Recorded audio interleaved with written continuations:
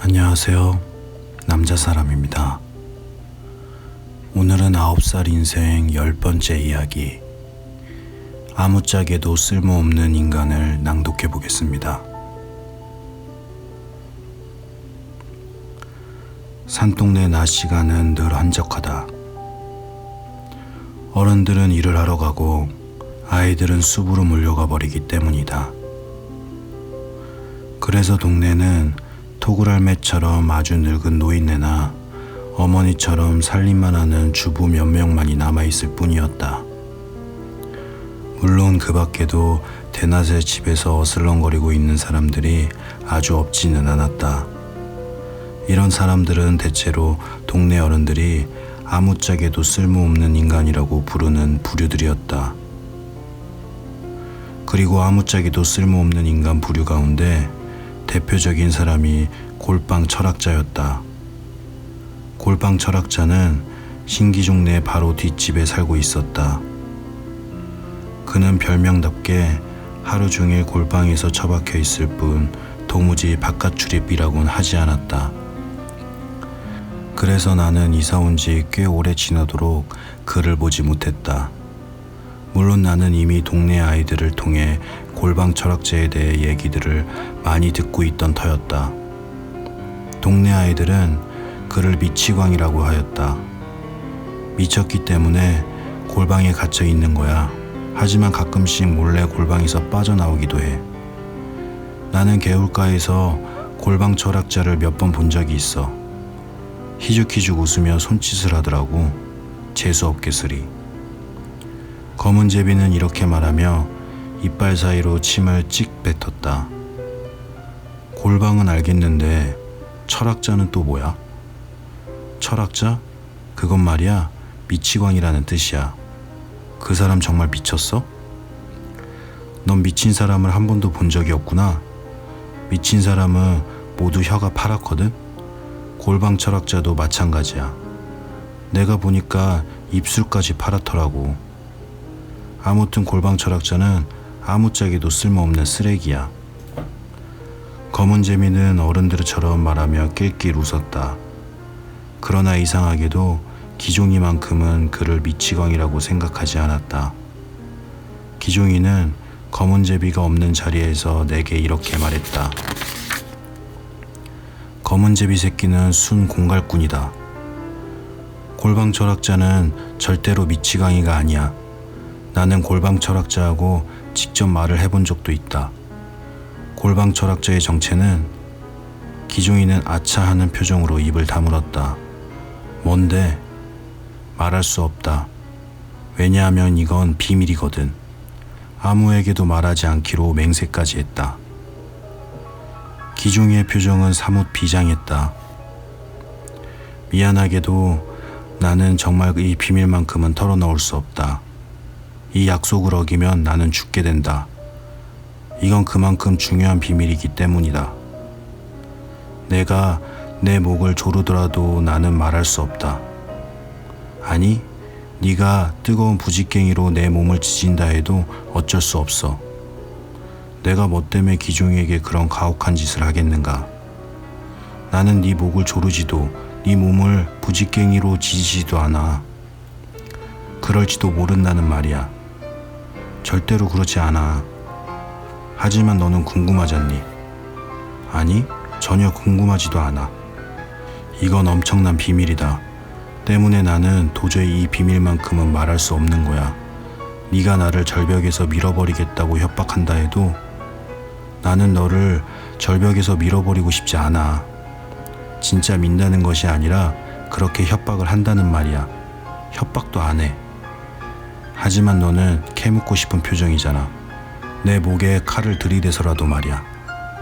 알아서는 안 될 비밀을 내가 뭐 때문에 알려고 하겠어.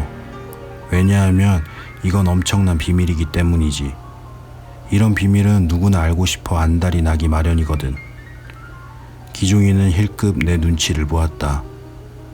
만일 간지럼을 태운다면 나는 어쩔 수 없이 말하고 말 거야. 나는 간지럼에는 무척 약하기 때문이다. 하지만 그건 고문을 당했기 때문에 어쩔 수 없이 말한 거야. 나는 최후까지 버틴 셈이지. 나는 너한테 그런 고통을 주고 싶지 않아. 기종이는 푹 한숨을 내쉬며 나를 원망스레 흘겨보았다. 나는 너처럼 야박한 아이는 처음 본다. 만일 네가 나를 고문해준다면 내 마음이 한결 가벼울 텐데. 어째서? 왜냐하면 비밀을 간직하고 있는 건 매우 고통스러운 일이기 때문이지. 알았어. 그럼 간지럼을 태워줄게. 나는 하는 수 없이 기종이의 겨드랑이를 조금 간지려 주었다. 그만. 제발 그만해. 모든 비밀을 털어놓겠다. 골방 철학자는 안 돼. 나는 말할 수 없어. 기종이는 혼자서 고분당하는 연극을 한바탕 한 끝에 비밀을 털어놓았다. 골방 철학자는 외계인이다. 그는 먼 별나라에서 살다가 지구에 왔다. 아니나 다를까 또 허튼 소리였다. 그러나 어머니는 골방 철학자를 미치광이로도 외계인으로도 생각하지 않았다. 어머니 말에 따르면 그는 무슨 고시 공부를 하고 있다는 거였다. 고시가 뭐야? 시험이야. 왜 너도 학교에서 시험을 보잖니? 하지만 어른들이 왜 시험을 봐? 좋은 직업을 가지려고 그러지. 좋은 직업을 가지려면 하루 종일 골방에만 틀어박혀 있어야 해? 글쎄, 낸들 알겠니?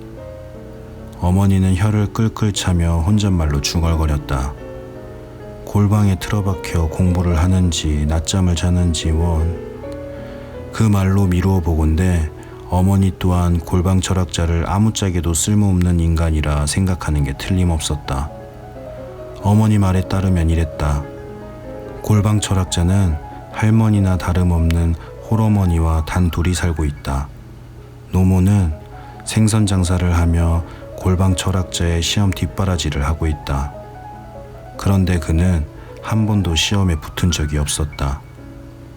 몸뚱이가 팔팔한 젊은이가 늘 낙방만 하는 시험 공부를 핑계로 노모한테 생선 장사를 시키는 꼴은 그다지 바람직한 모습이 아니었다. 바로 그래서 동네 사람들이 골방 철학자를 아무짝에도 쓸모없는 인간 취급하는 것이다. 등등. 어머니의 얘기를 듣자 나는 골방 철학자가 어떤 사람인지 더욱 궁금해졌다. 아니, 그보다는 아무짝에도 쓸모없는 인간이란 어떤 사람인지 궁금해졌다고 말하는 편이 더 정확할 것 같다.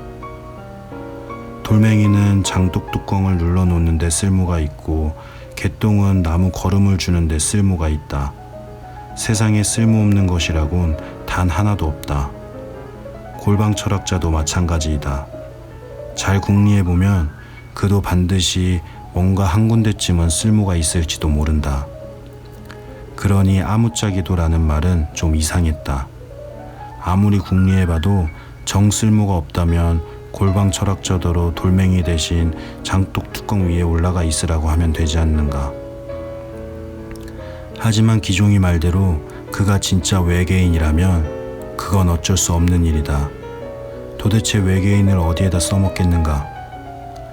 외계인으로는 장독 뚜껑을 눌러놓을 수도 없는 노릇이다. 아무리 궁리해봐도 외계인은 정말 아무짝에도 쓸모가 없다.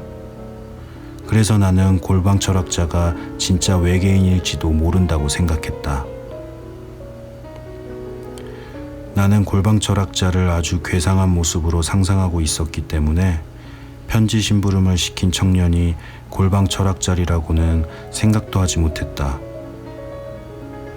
그러나 그는 두 번째 만났을 때는 대번에 알아차릴 수 있었다.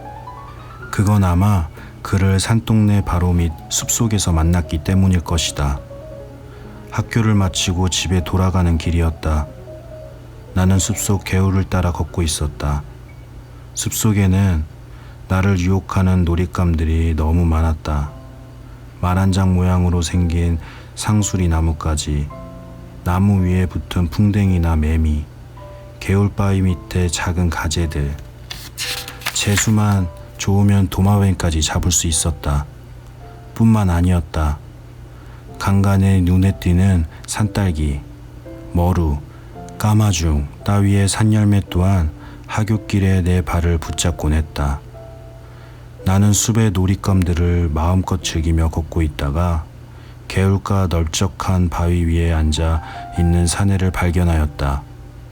그는 내게 편지 심부름을 시켰던 바로 그 청년이었다.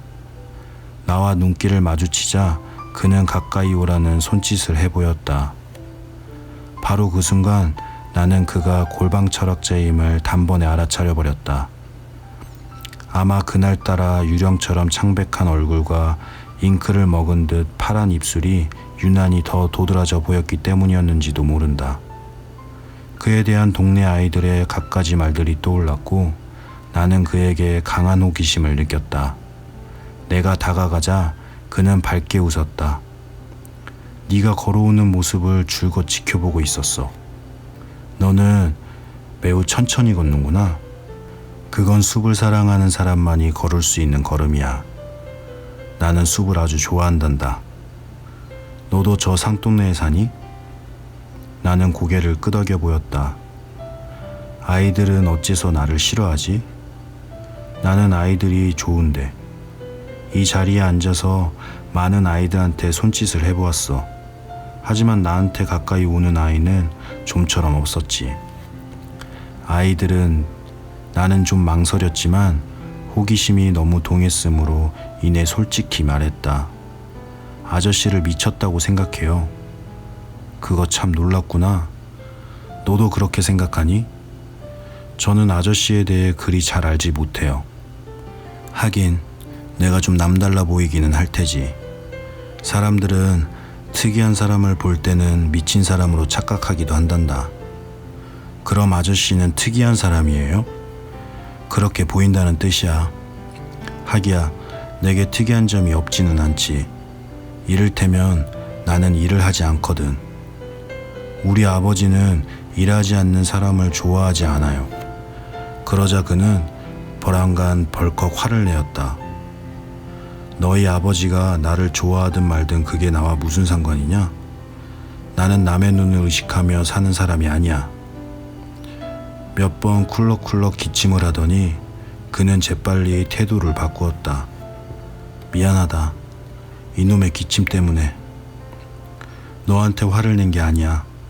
이 기침한테 화를 낸 거지. 기침은 아주 성가신 거야. 그는 교활하게 웃었다. 나는 동네 사람들이 나를 비웃는다는 걸 잘 알고 있어. 하지만 사람들은 내가 일을 하지 않기 때문에 비웃는 게 아니라 돈을 못 벌기 때문에 비웃는 거야. 그래, 나는 분명 돈 버는 일을 하지는 않아. 하지만 꼭 돈 버는 일만 중요한 게 아니야. 나는 정말 많은 일을 한단다. 아저씨는 무슨 일을 하는데요? 우선 나는 공부를 한다. 공부는 가장 유익한 일이지. 시험 공부요? 아니, 난 시험 공부 따위는 하지 않아.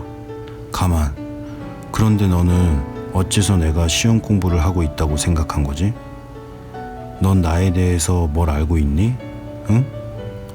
동네 사람들이 하는 얘기를 죄다 들은 게로구나. 내 심부름을 해줄 때부터 너는 내가 누군지 알고 있었니? 그 여자한테 나에 대한 이야기를 죄다 늘어놓았니? 아니요, 그런 일은 없었어요. 어쨌든 나를 그렇게 빤히 쳐다보지 마. 아이놈들 가슴 속에는 도대체가 호기심밖에는 없는 모양이지. 젠장. 그는 또 화를 내었다. 그러더니 몇 번 기침을 했다. 아니, 미안하다. 기침 때문이야. 기침은 정말 짜증나는 거야. 사람들의 편견은 꼭 가래침 같단다. 칵 뱉어버리고 싶지만 목구멍에 찐득찐득 달라붙어 뱉을 수가 없지. 너는 이런 심정을 도무지 이해하지 못할 거야. 심정은커녕 그의 말조차 이해할 수 없었다. 하지만 어쩐지 그가 불쌍해 보였다. 골방 철학자는 중얼거렸다. 세상에는 속물들이 너무 많아. 속물이 뭐예요? 오직 배 채울 궁리만 하는 인간들 말이다. 그런 인간들이 바로 속물이지. 예, 저기 개미떼 좀 봐라. 빵 부스러기에 달라붙어 우글거리고 있잖니? 속물이란 바로 저 개미떼 같은 거야. 물론 저 빵 부스러기는 바로 내가 던져준 것이지. 나는 개미떼들이 모여들어 발버둥 치는 꼴을 즐기는 거야. 나는 개미들을 동정하듯 속물들을 동정한단다. 속물들은 밉다기보다는 불쌍한 사람들이야. 나는 그들이 불쌍해서 눈물까지 난단다. 하지만 그는 슬퍼하는 대신 화를 내고 있었다. 그러나 그를 힐끗 쳐다본 순간 나는 멈칫하지 않을 수 없었다. 개미떼를 내려다보고 있는 그의 눈에 진짜 두 줄기 눈물이 흐르고 있었기 때문이었다. 그는 주머니에서 빵 부스러기를 꺼내 개미떼 앞에 흙 뿌려주며 흥얼거렸다. 그건 내게 하는 말이라기보다는 개미떼에게 하는 말처럼 들렸다. 나는 정말 외롭단다. 특이하기 때문에 외로운 거지. 그래서 나는 슬픈 거야. 그러더니 쿨럭쿨럭 기침을 하며 또 화를 냈다. 하지만 내가 너 같은 꼬마를 붙잡고 얘기를 하는 건 외롭기 때문이 아니야. 나는 이래봬도 대학까지 나왔어. 산동네에서 대학 나온 사람은 나밖에 없지. 넌 어째서 아직까지 가지 않고 내 곁에 앉아있니? 너는 나한테 뭔가 얘기거리를 꺼낼 속셈이지? 그래서 온 동네에 나에 대해 입방아를 찍고 다니려고 말이다. 저리 가. 나는 아이놈들이라면 아주 질색이야. 미치광이까지는 아닐지 몰라도 심한 변덕쟁이인 것만큼은 틀림없다고 나는 생각했다. 어쨌든 외계인은 아닌 듯 싶었다.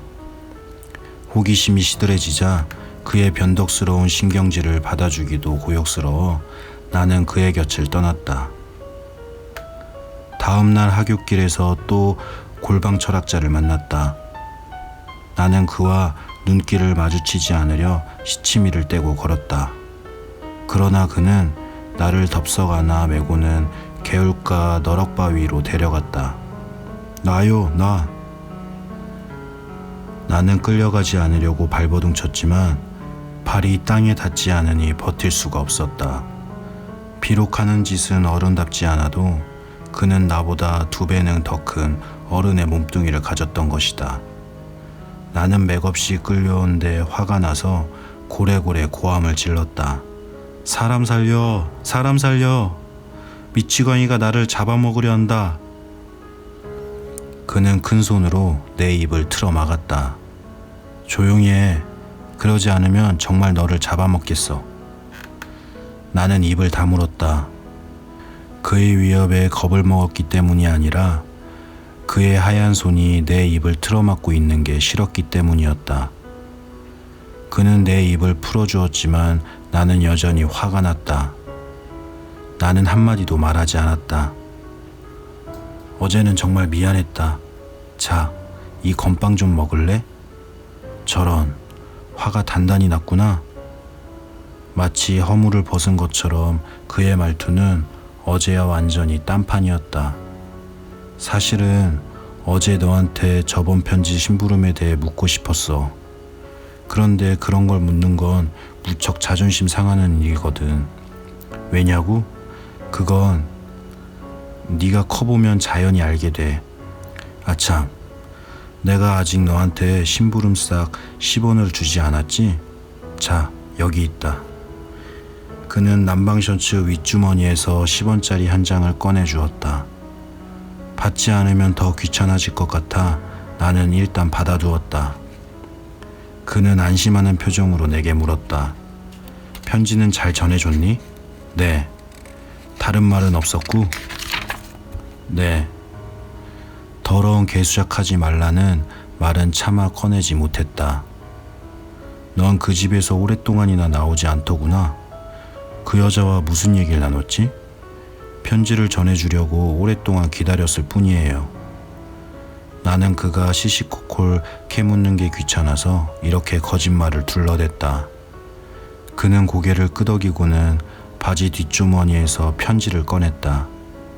한 번만 더 심부름을 해주겠니? 그런 심부름은 이젠 그만두겠어요. 왜?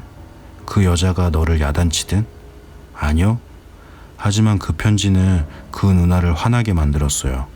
그리고 저는 이제 다시는 편지 심부름을 하지 않겠다고 약속했어요. 화를 냈어? 네, 그것도 많이요. 그는 금세 침통해졌다. 어쨌든 이 편지를 전해다오. 싫어요. 이 자식이? 그는 내 목덜미를 덥석 잡아 쥐었다. 한 차례 때리겠다는 듯이 표정이 험상궂었다. 내가 전혀 두려워하는 기색을 보이지 않자 그는 교활하게도 장난이었어 하며 웃었다. 나는 일어섰다. 저는 가겠어요. 앉아. 가겠어요. 앉으라고 했잖아. 그는 버럭 고함을 치더니 이내 쿨럭쿨럭 기침을 했다. 내가 다시 자리에 앉은 것은 그의 고함 때문이 아니었다. 그가 기침을 하며 중얼거리던 소리 때문이었다. 쌍년, 죽여버리겠어. 가래 끓는 기침에 섞인 그 목소리는 너무 섬뜩했다. 그가 정말 그렇게 할지도 모른다는 생각이 들었고 윤희 누나를 보호해야 한다는 사명감도 떠올랐다. 편지를 전해줄게요. 간신히 기침이 가라앉은 골방 철학자는 한참 동안 넋이 빠진 사람처럼 멍하니 있더니 이윽고 나직하게 한숨을 쉬었다. 그만둬라. 하지만 뭐냐? 편지를 전해주지 않으면 그 누나를 미워할 거잖아요. 미워해? 내가? 아니야. 나는 도저히 그럴 수 없을 게다. 그러면 왜 죽여버리겠다고 말했어요? 그건 화가 났기 때문에 한 말이지 진심이 아니야. 또 기침 때문에 화가 났던 거예요? 기침은 성가신 거지 화를 돋구는 건 아니야. 그럼 그 누나 때문에 화가 난 거예요? 그는 나를 물끄러미 바라보더니 한숨을 쉬었다. 얘야, 너도 어른이 되어보면 세상에 화가 나는 일이 얼마나 많은지 이해하게 될 거야.